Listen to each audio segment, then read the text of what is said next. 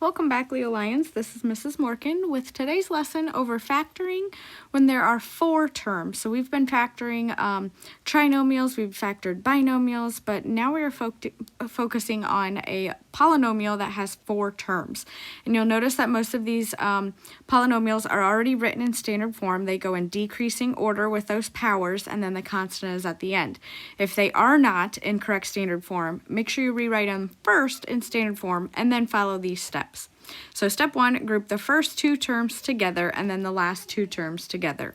So a lot of times we'll see either a line drawn right through the middle here, or we'll see them grouped physically with parentheses like this. And make sure you group that third term, that 2x, make sure you group that sign in front with that parentheses. So step two, factor out the GCF from each binomial. So we will pull out the GCF of x cubed plus 7x squared. So the coefficients 1 and 7, 1 would be the GCF. But then look at the variables as well. So x cubed, x squared, we can pull out an x squared, take the smallest power. And then we'll leave what is left in the parentheses. So factor that GCF out. So out of the x cubed divided by x squared, we'd get x. 7x squared divided by x squared, and we'd get left with just plus 7. And then do the GCF as well in the second binomial. So 2 and 14, our GCF would be 2. A positive 2, and then there's no variable on both terms, so we can't pull out the x. And then again, leave what's in parentheses, so 2x divided by 2 and 14 divided by 2, and you'll see then, you can always double check to make sure you have twin binomials when you're done. If you don't, then you did something wrong. So step 3, factor the common binomial out. So that common binomial would be your x plus 7, and then the GCFs together create your other binomial. So x squared plus 2 is one binomial, and then the second binomial is x plus 7. And then as always, our final step, step 4 here, is to always double check to make sure it goes back to what you started with. So x squared times x cubed, x squared times 7, so plus 7x squared, 2 times x, so plus 2x, and then 2 times 7, so we have 14. And then let's see if that's the beginning, x cubed plus 7x squared plus 2x plus 14, so we know our answer is correct. All right, and you'll do that same process for all of these. My dog's sitting here whining at me, so quiet, Ziggy. Next one, we have a binomial and a binomial we will separate. Then we will pull out the GCF, x squared. 1 and 4 are the coefficients, so there's no GCF with the whole numbers. X cubed, x squared.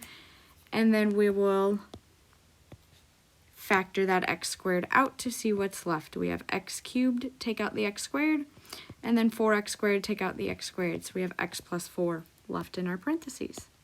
GCF again of 8x and 32, so 8 and 32, the GCF would be 8, and then take those out of the binomial, so 8x divided by 8, and then 32 divided by 8.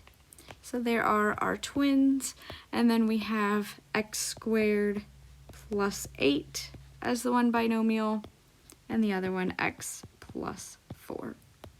And I always double check my work. I see lots of students skip over it, and it's always a way to make sure that you actually factored correctly, and that'd be x squared plus 8x plus 32, and that is back to what we started with. We know our answer is correct. All right, I'm going to jump down because we haven't done any. Both examples have had all positives in it, so we're going to do some of these examples with our minus signs in them as well. So we have w cubed plus 5w squared. Here that negative, that minus goes with the negative 8w and the negative 40. So here we have to make sure we pull out a negative from that second term. So w cubed, w squared, our GCF's w squared.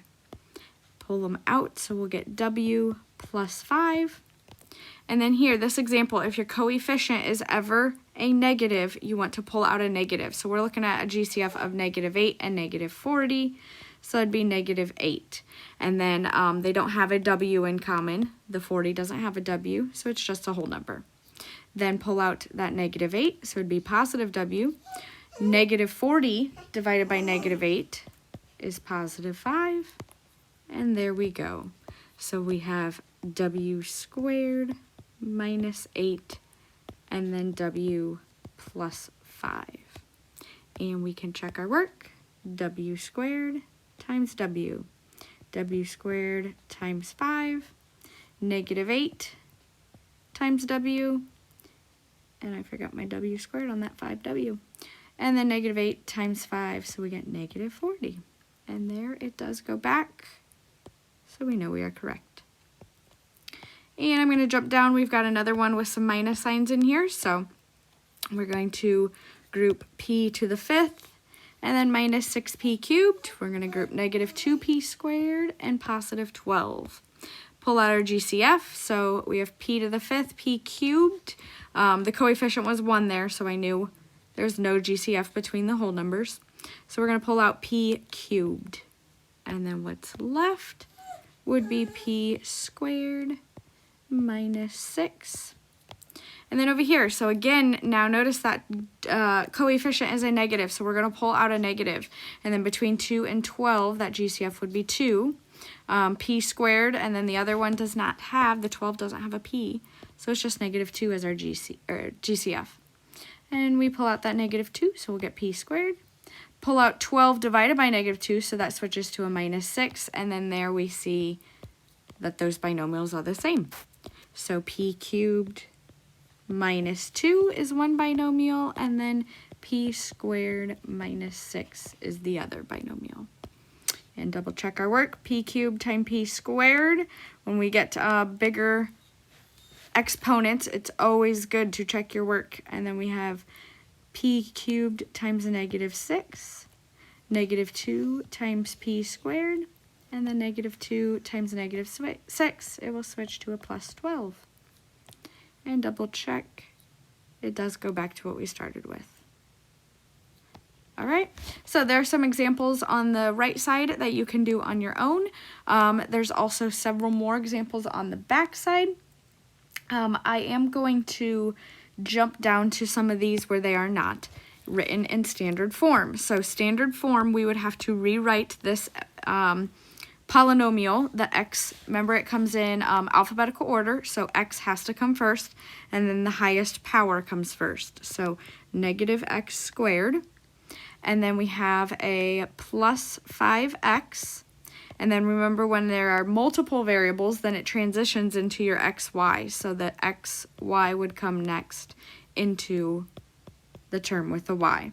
So there it is now in standard form. Now we can do our grouping and pull out our GCF. So between our -x squared and 5x, the coefficient doesn't have a negative, so I'm pulling out a negative. It would be -1. And then x squared and x, so it's actually going to pull out -1x or -x. And then leave what's left, so -x squared divided by -x, it would switch to a positive, and it'd just be x. And then pull out a -x from 5x, so it's going to switch to -5.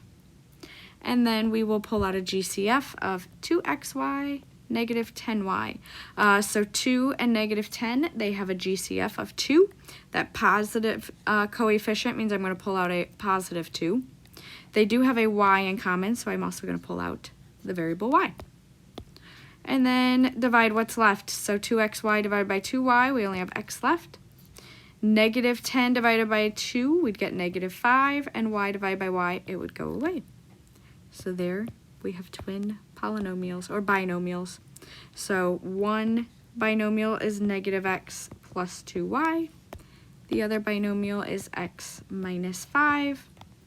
And then we could check to make sure it goes back. So -x squared. And -x times -5 would switch to positive 5x. 2y times x, so we'd get 2xy. And then 2y times -5, so it would go -10y. And negative x squared plus 5x plus 2xy minus 10y. It goes back to exactly what we started with. So there is how we factor by grouping and factor 4 terms into a binomial times a binomial. There are plenty of other examples we haven't gotten to, but we can go over some of those in class to practice more.